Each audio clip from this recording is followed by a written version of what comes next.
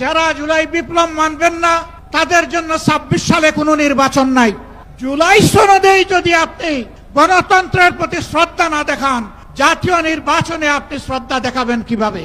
আমরা চাই আগামী ফেব্রুয়ারিতে রোজার আগেই জাতীয় সংসদ নির্বাচন অনুষ্ঠিত হোক। উদূর পিণ্ডি বুদির গাড়ে ফেলবেন না। আমাদের দাবি খুব বেশি নয়, অস্পষ্ট নয়, দাবি কম, খুবই সুস্পষ্ট। ১ নম্বর দাবি হচ্ছে জুলাই বিপ্লবকে স্বীকৃতি দিতে হবে। যারা জুলাই বিপ্লব মানবেন না তাদের জন্য ২৬ সালে কোনো নির্বাচন নাই। ২৬-এর নির্বাচন দেখতে হলে আগে জুলাই বিপ্লবের স্বীকৃতি লাগবে।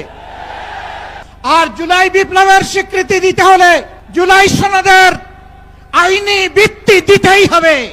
এই আইনি ভিত্তি ছাড়া কোনো নির্বাচন অনুষ্ঠান হওয়ার কোনো সম্ভাবনা নেই। কখন হবে এই আইনি ভিত্তির গোড়াপত্তন? এদেশের মুক্তিকামী মানুষের কথা একটাই, জাতীয় সংসদ নির্বাচনের আগে গণভোট অনুষ্ঠিত হতে হবে। গণভোটের ব্যাপারে সকল দল একমত, তাহলে তারিখ নিয়ে এই বায়নাবাজি কেন? একমত হয়ে যখন স্বাক্ষর করেছি সবাই, তখন গণভোট আগে হওয়াই হচ্ছে যুক্তিযুক্ত। এর মধ্য দিয়ে আইনি ভিত্তির পাটাতন তৈরি হবে ইনশাআল্লাহ, এবং এর ভিত্তিতেই আগামী জাতীয় সংসদের নির্বাচন অনুষ্ঠিত হবে। ওই নির্বাচন যখন অনুষ্ঠিত হবে তখন আর কোনো সংশয় সন্দেহ থাকবে না। আমরা চাই আগামী ফেব্রুয়ারিতে রোজার আগেই জাতীয় সংসদ নির্বাচন অনুষ্ঠিত হোক। এইটা দিয়ে কেউ ধূম্রজাল সৃষ্টি করার পায়তারা চালাবেন না, উদূর পিণ্ডি বুদির গাড়ে ফেলবেন না। আমরা জাতীয় ঐক্যমত কমিশনে গিয়ে সকল দল আমাদের মতামত দিয়েছি। এই ৮ দলের পক্ষ থেকে ডজন খানেক নোট অফ ডিসেন্ট আমরা দেই নাই। আমরা প্রস্তাবনা রাখলে যৌক্তিক মনে করে সেখানে আলাপ আলোচনায় আমরা ইতিবাচক মত দিয়েছি। এরপরে সংখ্যাগরিষ্ঠ দলের মতামতের ভিত্তিতে একটা চার্টার তৈরি হয়েছে।